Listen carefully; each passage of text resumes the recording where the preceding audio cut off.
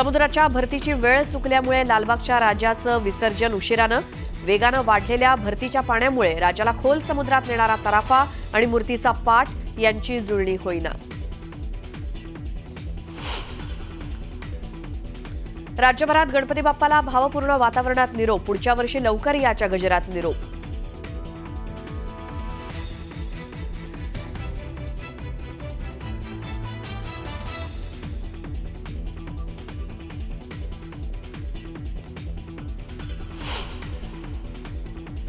पुण्यातली विसर्जन मिरवणूक यंदा देखील रेंगाळली, दुपारी 3 वाजेपर्यंत मिरवणूक संपण्याची शक्यता।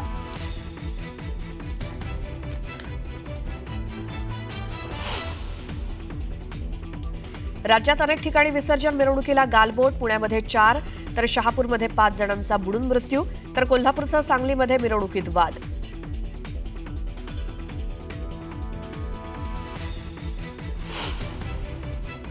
बीड जिल्ह्यात पावसाला पोलिसांना आपलं आडनाव लावता येत नसेल तर ही सामाजिक समता आहे का? तर रयतेचं राज्य शिवरायांनी फक्त मराठा समाजासाठीच उभं केलं नव्हतं, धनंजय मुंडेंचं परखड सवाल। हैदराबाद गॅझेट संदर्भात हैदराबाद मराठा समाजाकडनं सुप्रीम कोर्टात आणि हायकोर्टात कॅबिनेट दाखल।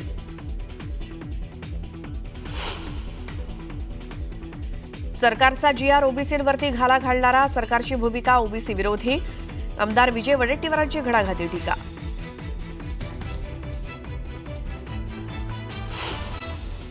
पुन्हा पाहूयात लालबागच्या राजाची विसर्जन मिरवणूक, नेमकं काय सगळं सुरू आहे तिथे। थेट दृश्य बघतोय आपण गिरगाव चौपाटीचे। बाप्पाला आता अखेरचा निरोप देण्यात येतोय।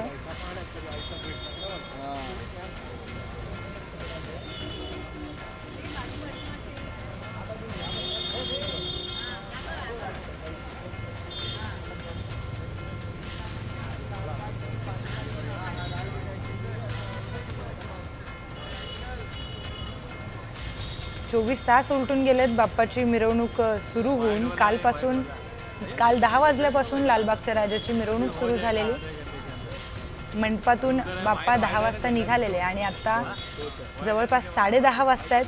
24 तास उलटून गेलेत या विसर्जन मिरवणुकीसाठी आणि आता बाप्पांचं विसर्जन पार पडतंय गिरगाव चौपाटीवर।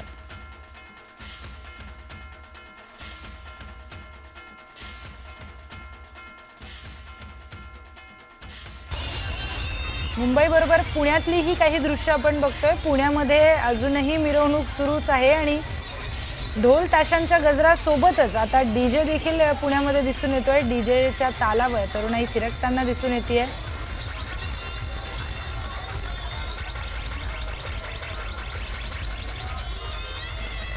मोठ्या प्रमाणामध्ये गर्दी पुण्यात दिसून येते। पुण्यातील मिरवणूक सोहळा देखील अत्यंत मोठा आणि तो देखील पाहण्यासारखा असतो। ते पाहण्यासाठी देखील बऱ्याच ठिकाणाहून, राज्यातल्या देखील वेगवेगळ्या जिल्ह्यातून लोक पुण्यामध्ये येतात। पुण्याचे गणपती पाहायचे असं म्हणत अनेक लोक हे पुण्यामध्ये येतात, पुण्याचे गणपती बघतात, त्यांचं दर्शन घेतात आणि विसर्जन मिरवणुकीमध्ये देखील ते सामील होतात, नृत्याचा आनंद घेतात। त्याचबरोबर ढोल ताशांच्या गजरामध्ये बाप्पांची विसर्जन मिरवणूक ही खास पाहण्यासारखी असते। मानाच्या गणपतींचं विसर्जन झालेलं आहे आणि सार्वजनिक मंडळाचे जे काही मोठमोठे गणपती आहेत त्यांचं विसर्जन पुण्यात होत आहे। पुण्याची ही हे दृश्य आपण बघतोय।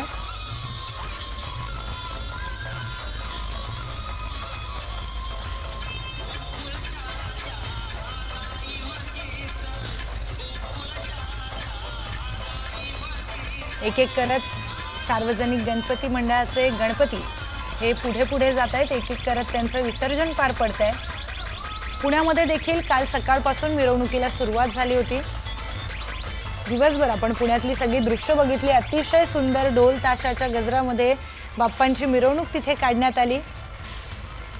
एक एक करून वेगवेगळे ढोल ताशा पथकं आणि वेगवेगळी मंडळं ही पुढे जात होती आणि ती विसर्जन मिरवणूक, पुण्याचं खास वैशिष्ट्य असलेली ढोल ताशा पथक हे एक एक करून एकेका मंडळाचे पुढे जात होते आणि ते ढोल ताशा पथक बघण्यासाठी वेगवेगळ्या प्रकारच्या मूर्ती बघण्यासाठी मुंबई आणि पुण्यामध्ये खास करून मोठ्या प्रमाणामध्ये गर्दी होते। राज्यातल्या वेगवेगळ्या भागातून लोक मुंबई पुण्यासारख्या ठिकाणी येतात आणि त्यानंतर देशभरामधून देखील लोक मुंबई पुण्यात येतात गणपती पाहण्यासाठी। विदेशातून देखील अनेक लोक हा सोहळा पाहण्यासाठी, एकदा या सोहळ्याचा अनुभव घेण्यासाठी भारतात येतात। मुंबई पुण्यासारख्या ठिकाणी येऊन ते राहतात, हा सगळा सोहळा अनुभवतात। अतिशय नयनरम्य असा हा सगळा सोहळा असतो। इतक्या मोठ्या प्रमाणामध्ये गर्दी, खरं तर पोलीस प्रशासनाचं देखील कौतुक केलं पाहिजे। मोठ्या प्रमाणामध्ये कुठेही अनुचित प्रकार घडू नये यासाठी त्यांनी जागोजागी सुरक्षा व्यवस्थेची काळजी घेतलेली आहे। अगदी कडेकोट बंदोबस्त सगळीकडे करण्यात आलाय। गिरगाव चौपाटीवर देखील मनोरे उभारण्यात आलेले आहेत आणि त्या मनोऱ्यावरून सगळीकडे लक्ष ठेवण्यात येतंय। कुठे काही घाई गोंधळ होऊ नये याची देखील काळजी पोलीस प्रशासनाकडून घेण्यात येते आहे। इतक्या मोठ्या प्रमाणात गर्दी एका ठिकाणी जेव्हा जमते तेव्हा पोलीस प्रशासनाची खरं तर कसरत असते अशा वेळेला, पण मिरवणुकीमध्ये सगळीकडे त्यांनी विशेष काळजी घेतलेली दिसते आहे। मुंबई असेल, पुणे असेल आणि बाकी देखील जी शहरं आहेत सगळ्याच ठिकाणी व्यवस्थितपणे विसर्जन पार पडतंय। लालबागच्या राजाची दृश्य आपण बघतोय। सुरक्षितपणे बाप्पाच्या मूर्तीला आता अरबी समुद्राकडे रवाना करण्यात येत आहे। थोड्याच वेळामध्ये बाप्पाचं विसर्जन होईल आणि मग पुढच्या वर्षी बाप्पा तुम्ही लवकर या असं म्हणत बाप्पांना निरोप देण्याची ही वेळ आलेली आहे। पुण्यातले काही दृश्य, पुण्यामध्ये गर्दीचं प्रमाण हे वाढतानाच दिसतंय। अजूनही मोठ्या प्रमाणामध्ये गर्दी पुण्यात दिसून येते।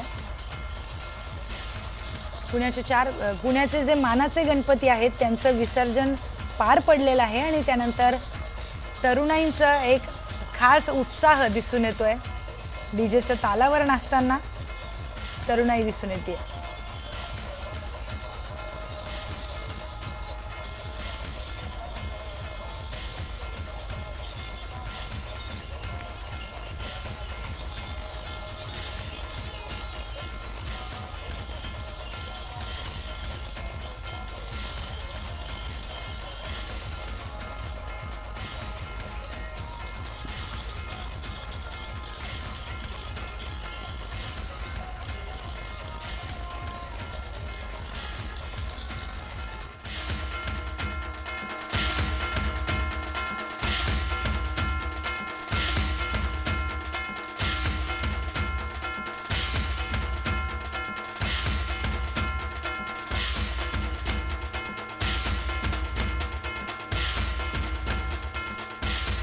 समुद्राच्या भरतीची वेळ चुकल्यामुळे लालबागच्या राजाच्या विसर्जनाला उशीर होतोय। गिरगाव चौपाटीवर लालबागच्या राजाचं आज सकाळी आगमन झालं। सकाळी 8 वाजताच गिरगाव चौपाटीवर लालबागचे राजा पोहोचले होते। त्यावेळी भरतीचं पाणी हे वेगाने वाढत होतं। त्याचवेळी गिरगाव चौपाटीवर लालबागच्या राजाचं तराफ्याजवळ आगमन झालं। वेगाने वाढलेल्या भरतीच्या पाण्यामुळे लालबागच्या राजाच्या मूर्तीचा पाठ हा तरंगू लागला। त्याचा परिणाम असा झाला की लालबागच्या राजाला खोल समुद्रामध्ये नेणारा हा तराफा आणि मूर्तीची पाठ यांची भरतीच्या पाण्याच्या हेलकाव्यांमुळे जुळणच होत नव्हती। 1.5 तास कोळी बांधव सातत्याने लालबागच्या राजाचा पाठ आणि तराफा यांची जुळण करण्याचा आटोकाट प्रयत्न करत आहेत। मात्र भरतीच्या पाण्याचा लोंढा प्रचंड वाढल्यामुळे भरतीचं पाणी कमी होण्याची वाट पाहण्याशिवाय आता पर्याय नाहीये। त्यामुळे आता लालबागच्या राजाचं विसर्जन समुद्राच्या भरतीचं पाणी थोडं कमी झाल्यावर तिथे करण्यात येणार आहे अशी माहिती समोर येते। याच संदर्भात अधिकची सविस्तर माहिती जाणून घेऊयात। आपले प्रतिनिधी उदय जाधव यांच्याकडे जाऊयात। उदय, नेमकं काय सगळं तिथे सुरू आहे? आपण थेट दृश्य पाहतो गिरगाव चौपाटीवरती एकूण हजारोंच्या संख्येने गणेश भक्त आलेले आहेत लालबाग राजा विसर्जनामध्ये सहभागी होण्यासाठी। मात्र आज सकाळी आपण पाहतोय की जेव्हा भरतीचं पाणी वेगाने चढत होतं त्यावेळेला लालबाग राजाचं इथे आगमन झालं। लालबाग राजाचं आगमन झाल्यानंतर लालबाग राजाला खोल समुद्रामध्ये विसर्जित करणारा जो तराफा आहे तो तराफा लालबाग राजाचा मूर्तीचा जो पाठ आहे तो तरंगू लागल्यामुळे त्यांची जुळणी जी आहे ती होत नव्हती।